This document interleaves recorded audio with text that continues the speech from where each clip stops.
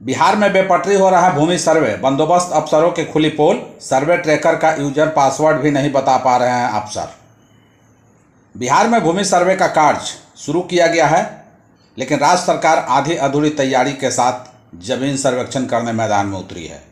लिहाजा रैयतों के साथ साथ सर्वे कर्मियों को भी भारी परेशानी का सामना करना पड़ रहा है। सर्वे कार्यक्रम से पहले न तो बंदोबस्त पदाधिकारियों को पूर्ण ट्रेनिंग दी गई और न ही सर्वेक्षण से जुड़े कर्मियों को। आधी अधूरी जानकारी जी का जंजाल बन गया है। लिहाजा सर्वेक्षण के दौरान कर्मियों को समझ में नहीं आ रहा है कि क्या करना है। बिहार सर्वे ट्रैकर को लेकर भी बंदोबस्त पदाधिकारी अनजान बने हैं। राज्य स्तर पर हुई समीक्षा में यह बात खुलकर सामने आई है कि सूबे के अधिकांश बंदोबस्त पदाधिकारी नियमित रूप से बिहार सर्वे ट्रैकर का अवलोकन नहीं करते हैं। एक बंदोबस्त पदाधिकारी तो सर्वे ट्रैकर का यूजर पासवर्ड भी नहीं बता पाए। ऐसी स्थिति में भूमि सर्वे क्या होगा। सामग्री लेकर जा रहा सेना का हेलीकॉप्टर हुआ क्रैश। इस वक्त की बड़ी खबर बिहार के मुजफ्फरपुर से आ रही है, जहां बाहर राहत सामग्री को लेकर जा रहा वायुसेना का हेलीकॉप्टर क्रैश हो गया। औड़ाई के बाढ़ग्रस्त इलाके में यह हादसा हुआ है। गनीमत रही कि इस हादसे में पायलट और सेना के जवान सुरक्षित हैं। बता दें कि सेना का हेलीकॉप्टर सीतामढ़ी से बाढ़ पीड़ितों के लिए राहत सामग्री लेकर टेक ऑफ हुआ था। इसी दौरान औड़ाई के नया गांव वार्ड संख्या 13 में हेलीकॉप्टर अनियंत्रित होकर बाढ़ के पानी में गिर गया। घटना की जानकारी मिलने के बाद जिला प्रशासन और पुलिस की टीम मौके पर पहुंची है। पायलट और सेना के जवानों को बाढ़ के पानी से सुरक्षित निकाल लिया गया है और हेलीकॉप्टर को पानी से निकालने की कवायद शुरू कर दी गई है। ठोस तरल एवं अपशिष्ट प्रबंधन कार्यक्रम का शुभारंभ। स्वच्छता ही सेवा अभियान के तहत पटना जिला के मनेर प्रखंड के माधोपुर पंचायत सरकार भवन में ठोस तरल एवं अपशिष्ट प्रबंधन कार्यक्रम के शुभारंभ के साथ स्वच्छता शपथ एवं श्रमदान कार्यक्रम का आयोजन किया गया। इस कार्यक्रम में केंद्रीय गृह राज्य मंत्री नित्यानंद राय का आगमन होना था, लेकिन वो किसी कारणवश नहीं आ सके। हालांकि इसके बाद कार्यक्रम का शुभारंभ पंचायत के मुखिया शैल देवी ने किया। कार्यक्रम के शुभारंभ होने के बाद श्रमदान से स्वच्छता अभियान चलाया गया। साथ ही सूखा व गीला कचरा के लिए डब्बा का भी वितरण किया गया। मौके पर मौजूद समाजसेवी त्रिलोक प्रसाद ने कहा कि आज सुखद संजोग है कि राष्ट्रपति महात्मा गांधी व पूर्व प्रधानमंत्री लाल बहादुर शास्त्री के जयंती के अवसर पर ग्राम पंचायत में स्वच्छता अभियान चलाया गया और यह अभियान निरंतर आगे भी जारी रहेगा ताकि पंचायत हरा भरा व स्वच्छ रहे। क्या कहेंगे? कहना यह है कि आज के अपनी विरासत को बताने के लिए इस तरह का कार्यक्रम बहुत अनिवार्य है। आज हमारे हिंदुस्तान के दो महापुरुष, भारत रत्न, भारत के हीरा, भारत माँ के वीर सपुत्र लाल बहादुर शास्त्री और महात्मा गांधी जैसे महापुरुष का आज जन्म दिवस है। हमें दोनों महापुरुषों का जयंती बनाना एक सौभाग्य की बात है और जिस कार्यक्रम आयोजन करके हम ये बताना चाहते हैं अपने भाव को कि अपने विरासत को समेटना पड़ेगा और महात्मा गांधी जैसे और लाल बहादुर जैसे त्यागी बनना पड़ेगा, ज्ञानी बनना पड़ेगा, तपस्वी बनना पड़ेगा। तब हमारे देश का पुनः जागृति बरकरार रहेगा, हमारे देश की आज़ादी बरकरार रहेगी। क्या शुभ नाम हुआ? मेरा नाम अनिल कुमार शमन।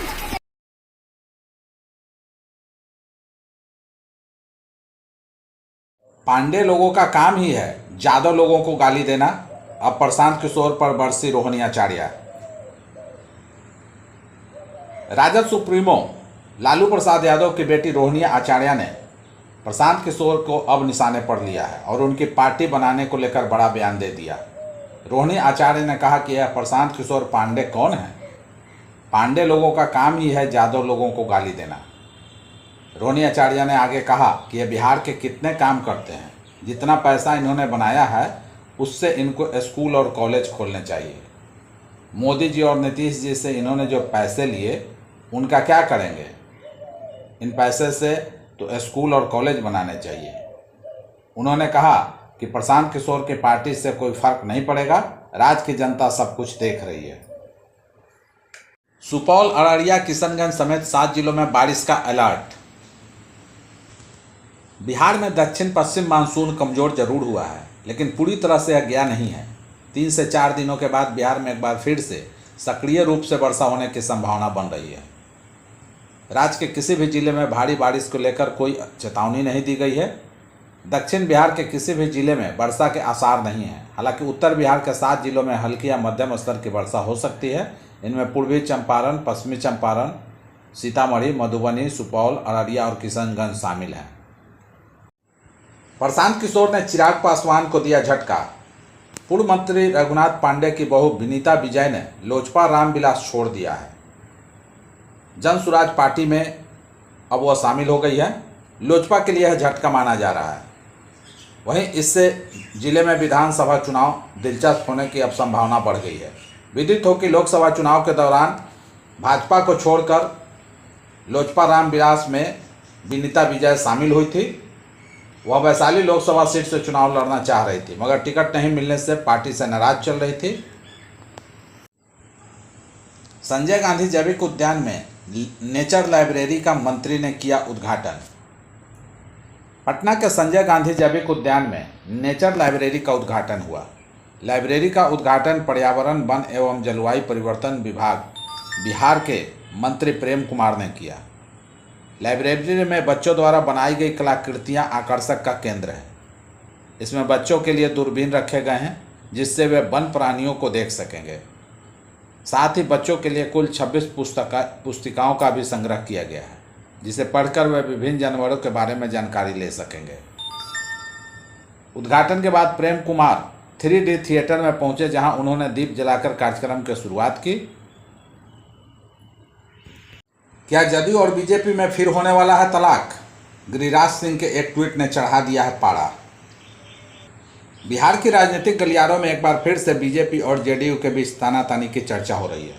दरअसल मुख्यमंत्री नीतीश कुमार इन दिनों काफ़ी औचक दौरे कर रहे हैं, लेकिन उनके साथ न तो डिप्टी सीएम रहते हैं और न ही बीजेपी खेमे का कोई मंत्री।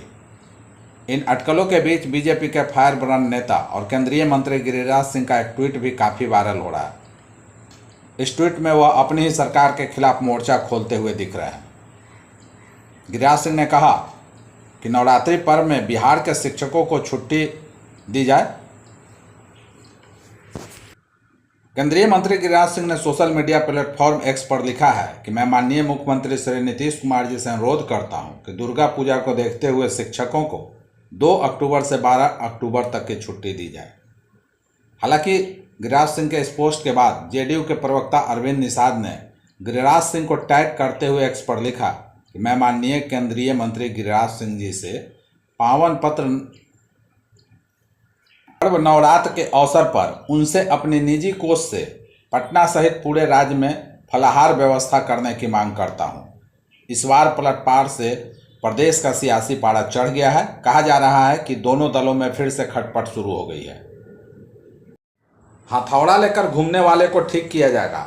स्मार्ट मीटर को चीटर बताए जाने पर भड़के सम्राट चौधरी। स्मार्ट मीटर को लेकर राजद ने मोर्चा खोल दिया है। स्मार्ट मीटर को लेकर राजद के प्रदेश अध्यक्ष जगदानंद सिंह ने आंदोलन छेड़ने की बात कही थी, जिसकी शुरुआत हो गई है। राजद के तमाम नेताओं और कार्यकर्ताओं ने स्मार्ट मीटर को लेकर विरोध प्रदर्शन किया। विरोध प्रदर्शन के दौरान आरजेडी कार्यकर्ताओं और नेताओं ने स्मार्ट मीटर को चीटर कहा। इसके बाद बिहार के डिप्टी सीएम सम्राट चौधरी ने स्मार्ट मीटर को लेकर खड़े किए जा रहे विवाद पर आपत्ति जताई।